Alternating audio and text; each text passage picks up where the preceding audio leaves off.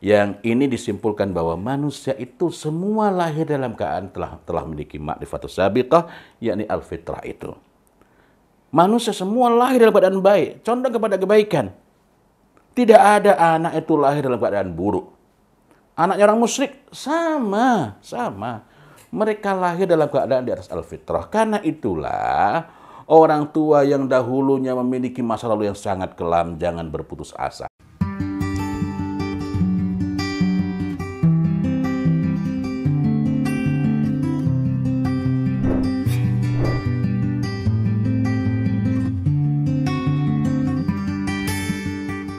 Assalamualaikum. Kita sudah bincang kapan anak itu berpaling dari al-fitrah.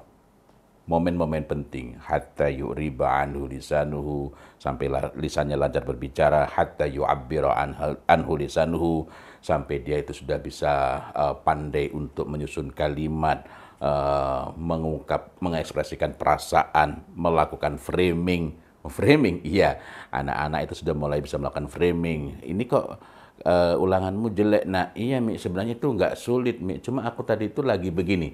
Yang dia sebenarnya sedang ingin menciptakan kesan. Itu sudah ada, sudah dimungkinkan. Itu usia kira-kira 7 tahun. Saya mumayyiz nanti hatta yubayyina anhu lisanuhu. Saya tidak mendapatkan keterangan yang betul-betul kokoh mengenai hatta yubayyina anhu lisanuhu ini umur berapa, tetapi ini lebih merujuk kepada usia-usia menjelang baligh.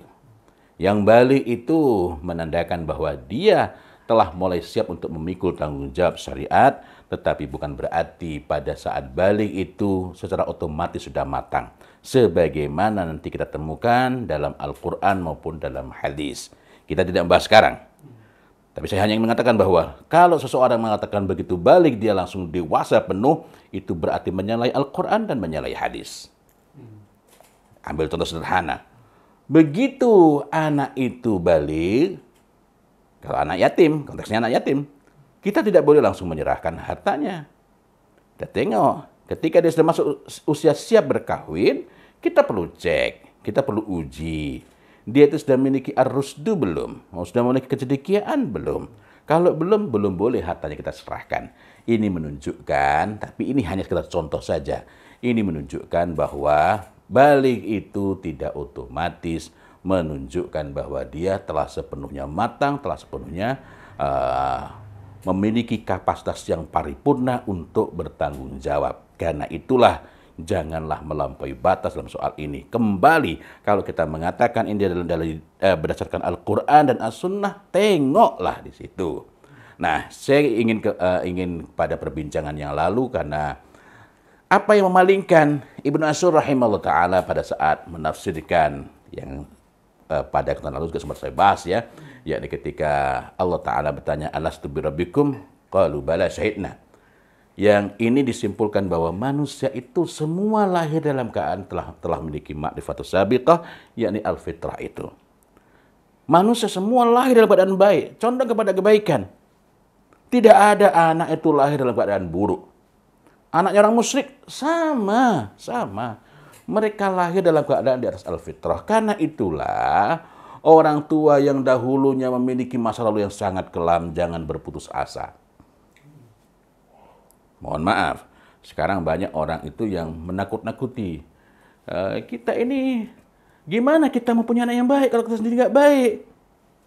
Bukankah banyak di antara tokoh-tokoh para sahabat dalam redaksinya Rasulullah Muhammad SAW, hal khiyarukum auladul musyrikin, bukankah orang-orang pilihan di antara kalian Umar bin Khattab radhiyallahu an. Siapa lagi? Banyak. Ini yang menyampaikan Rasulullah langsung. Hal khiyarukum auladul musyrikin, bukankah orang-orang terpilih kalian, tokoh-tokoh kalian adalah anak-anak orang musyrik? Karena itu tidak pada tempatnya ketika kita mengatakan bagaimana kita mempunyai anak yang baik, kita sendiri nggak baik. Abdullah bin Salul, ya, namanya Abdullah juga ya. Abdullah bin Salul. Kalau Abdullah saja, bapaknya itu tokoh gembong munafikin. Anaknya berbeda, masya Allah. Tapi kembali lagi pada apa yang disampaikan oleh Ibnu Ashur rahimahullah taala, wa annaha ma ghasyaha illa talqinudz dzalal wa tarwijul batil. Jadi tidaklah manusia itu berpaling menyimpang dari kebaikan, dari kebenaran, illa talqinudz dzalal, kecuali karena ditalkinkan kepadanya kesesatan. Menarik. Kesesatan menggunakan talqin. Wa tarwijul batil. Dan dikompori kepada kebatilan. Poin penting di sini. Untuk menyesatkan perlu upaya lebih serius. Untuk memalingkan kepada kemaksiatan, kepada kebatilan, cukup dikomporin-komporin. Tetapi kalau seseorang itu sudah banyak terpalingkan kepada kebatilan sehingga yang batil itu tidak lagi dianggap batil, maka orang akan lebih mudah untuk sesat. Jadi dengan demikian kita dapat melihat bahwa di antara hal yang perlu kita lakukan untuk menjaga al-fitrah itu ialah mentalkinkan tauhid, mentalkinkan kebenaran, mentalkinkan al-Islam ini kepada mereka. Kemudian tarwij, mengompori mereka kepada hal-hal yang baik serta melindungi mereka dari hal-hal yang mengajak kepada kebatilan-kebatilan. Dan Allah, kata Ibnu Ashur rahimahullah taala, mengutus para nabi itu islahil fitrah, untuk mengembalikan, untuk memperbaiki, untuk mengembalikan manusia kepada al-fitrah. Jadi sekali lagi, al-fitrah itu dijaga, bukan ditemukan, bukan dikembangkan.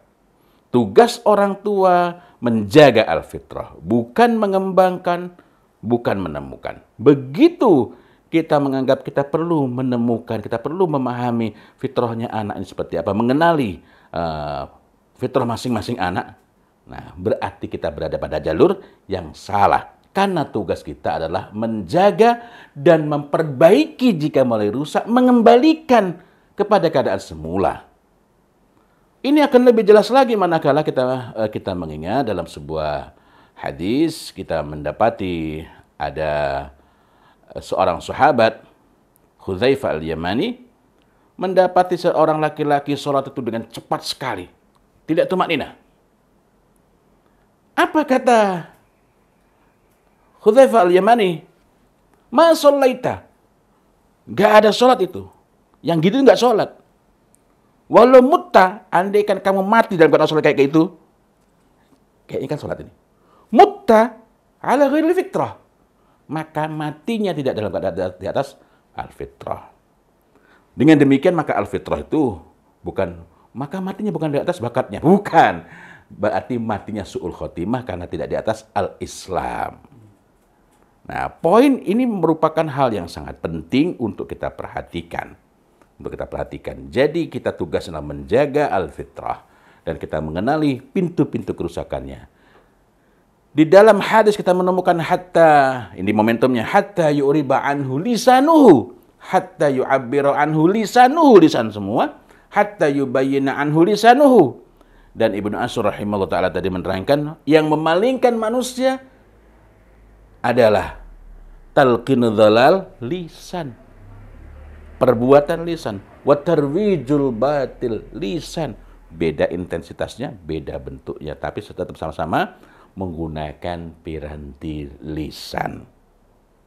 Begitu, insya Allah lain waktu kita akan bahas perbincangan lain mengenai al-fitrah yang masya Allah tak habis-habis kalau kita mau menelusuri dalam din ini, dalam agama ini. Assalamualaikum warahmatullahi wabarakatuh.